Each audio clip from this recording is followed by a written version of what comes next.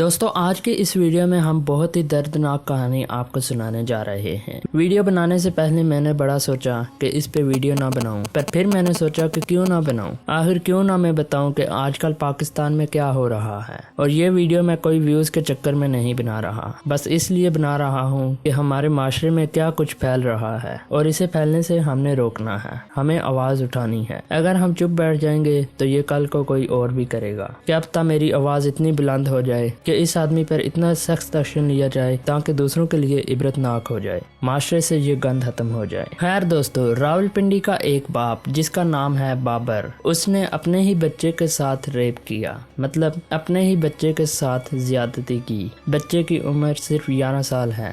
دوستو آپ خود ہی اندازہ لگا لیں 11 سال کا بچہ کتنا ایک ہوتا ہے، اور یہ درندہ نما باپ جس کی حفاظت میں اولاد رہتی ہے، اسی درندے نے ایسی درندگی کی۔ اب اولاد محفوظ کس کے ہاتھ میں ہے؟ پہلے ماں باپ کو کہا جاتا تھا کہ اپنی اولاد کو کہ ماں باپ بچوں کی حفاظت کریں، اور اب یہاں کیا ہو رہا ہے؟ پچھلے دنوں ایک خبیث باپ نے اپنی بیٹی کے ساتھ زیادتی کی اور وہ اس کے ساتھ مسلسل زیادتی کرتا آ رہا تھا۔ اس بیٹی نے اپنی ماں کو اور لوگوں کو بھی بتایا، پر کسی نے یقین ہی نہیں کیا اس لڑکی پر۔ اور یقین کوئی کرتا بھی کیسے؟ یہ یقین کرنے والی بات ہی نہیں ہے، کوئی تصور بھی نہیں کر سکتا کہ کوئی اتنا گھٹیا باپ بھی ہو سکتا ہے۔ خیر پھر اس بیٹی نے چپکے سے اس کی ویڈیو بنائی، اس کے بعد لوگوں نے اس درندے کی درندگی کو پہچانا اور انہوں نے یقین کیا۔ لوگوں کو تب بھی اپنی آنکھوں پہ یقین نہیں آ رہا تھا۔ یہ تو ہو رہا ہے ہمارے معاشرے کا حال۔ بالکل دوستو، اسی طرح جب اس درندے کی کمپلینٹ بچے کی ماں نے کی تو کسی نے یقین نہیں کیا، اور اس لیے پولیس کو DNA ٹیسٹ کروانا پڑا، جو کہ پازیٹیو نکل آیا، اور اب یہ درندہ جیل میں ہے۔ پولیس نے اس کو گرفتار کر لیا ہے۔ دوستو یہاں پر سوال تو یہ آتا ہے کہ اس درندے کے ساتھ کیا جائے گا؟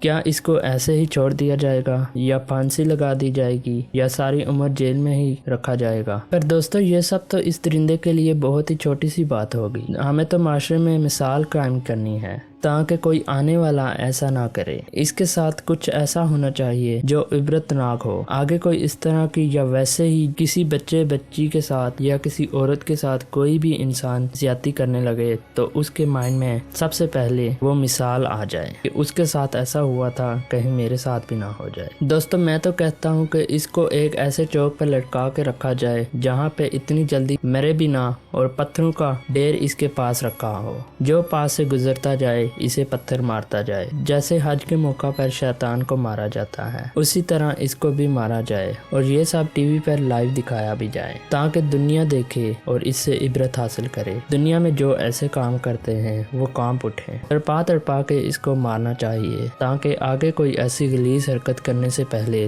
10 بار سوچے بھی۔ اسی طرح سے یہ ہمارے معاشرے سے گندگی ختم ہوگی۔ صرف پھانسی دے دینے سے اور ساری عمر جیل میں رکھنے سے اس معاشرے میں تبدیلی نہیں آ سکتی، کیونکہ پھانسی دینا ہماری نظروں کے سامنے کچھ نہیں ہوتا۔ جب تک ہماری نظروں کے سامنے سے کچھ نہیں گزرے گا تب تک یہ لوگ عبرت حاصل نہیں کریں گے جو ایسا کام کرتے ہیں۔ جب ایک مثال بنائی جائے گی، ان سب کے سامنے آ جائے گی، تو بہت حد تک ہم اس گندگی پر قابو پا سکتے ہیں۔ دوستو آپ کو کیا لگتا ہے اس کے لیے کون سی سزا ہونی چاہیے؟ مجھے کمنٹ میں اپنی رائے دیں، اور دوستو اس ویڈیو کو اتنا شیئر کیجئے کہ یہ میری پاکستان کے ہر بندے تک پہنچے، اور اس آدمی پر برے سے برا ایکشن لینا چاہیے تاکہ اب یہ ریپ والا، اب یہ زیادتیوں والا قصہ ہی ختم ہو جائے۔ مجھے دیجیے اجازت، ملتے ہیں انشاءاللہ اگلی ویڈیو میں، تب تک کے لیے اللہ حافظ۔